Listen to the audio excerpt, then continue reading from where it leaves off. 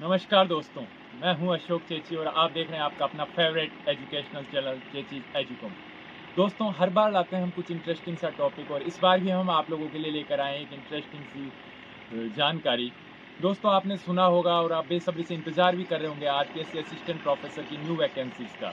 इस नई वैकेंसी में लोगों के मन में कई सारी जानकारियाँ जानने की इच्छुक हैं लोग कि आखिर क्या-क्या नया होगा।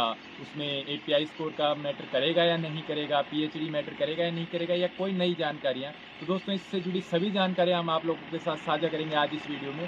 साथ ही साथ हम साझा करेंगे सेट स्टेट एलिजिबिलिटी टेस्ट, जिसको राज्य सरकार अब की बार आयोजित करवाने जा रही है, जो 2013 के बाद आयोजित नहीं हुई। उसमें क्या पॉसिबिलिटीज़ हैं, होगी या नहीं होगी, क्या उसकी अहर्ताएँ हैं जो क्वालिफ़िकेशंस मांगते हैं और किस प्रकार होगी जो भी है, उन सब के बारे में भी हम आपसे चर्चा करेंगे। हमारे वीडियो में लास्ट तक बने रहिए दोस्तों और देखिए। कुछ भी इंटरेस्टिंग लगे तो फिर जाते-जाते सब्सक्राइब ज़रूर कर दें। दोस्तों, तो हमने आपको बताया कि हम आज बात करेंगे आरपीएससी असिस्टेंट प्रोफेसर की नई वैकेंसी के बारे में।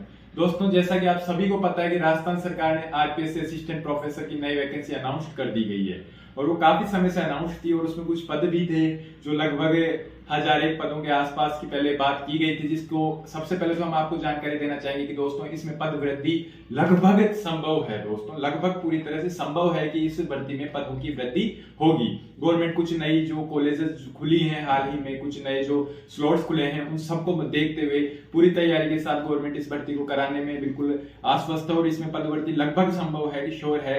यहाँ तक की न्यूज आ रही है कि इस भर्ती में लगभग 1700 पद भी आ सकते हैं। दोस्तों, तो भर्ती के लिए पूरी तरह से तैयार रहिए और ये सबको पता है कि आरपीएससी की नई भर्ती आने वाली है।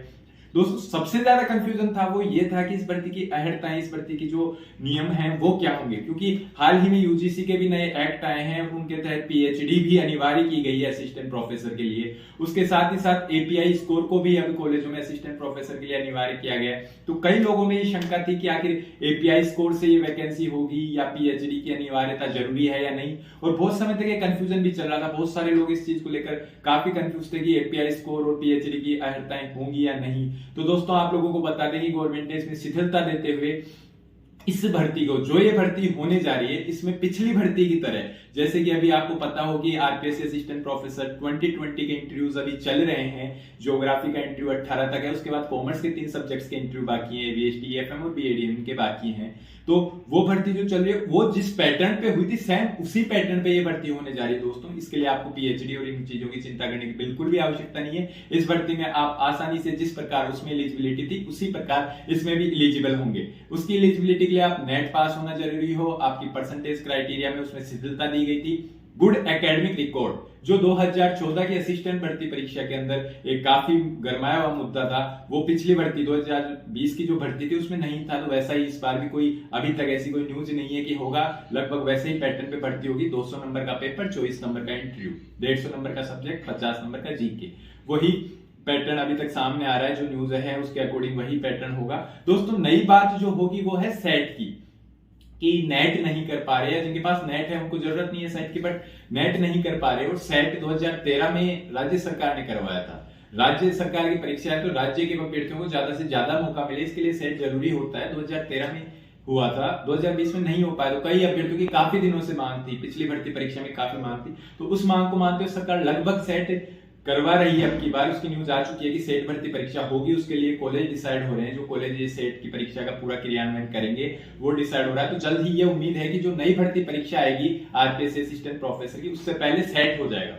दोस्तों, ये आता है कि सेट की योग्यताएं क्या हो सकती है। तो दोस्तों, जिस प्रकार नेट की जो योग्यता होती है वही सेट की योग्यता होती है। बस डिफरेंस थोड़े कंपटीशन का होता है कि वहां आपको राष्ट्रीय स्तर पर कंपीट करना पड़ता है, यहाँ आपको एक राज्य स्तर पर कंपीट करना पड़ेगा। वही सीट्स के अकॉर्डिंग सेट की परीक्षा होगी, जिसमें पर्टिकुलर सब्जेक्ट के लिए सीट होगी।